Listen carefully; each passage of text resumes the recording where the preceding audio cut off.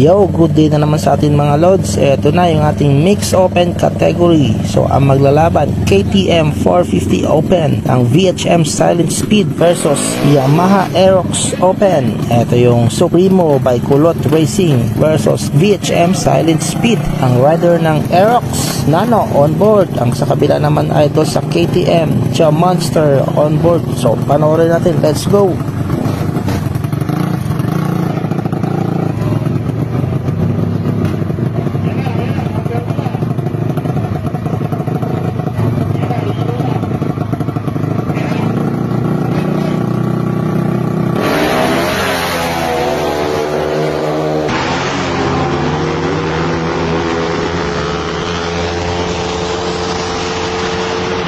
Grabe ang lakas ng KTM mga lods. So ating winner, KTM VHM Silent Speed.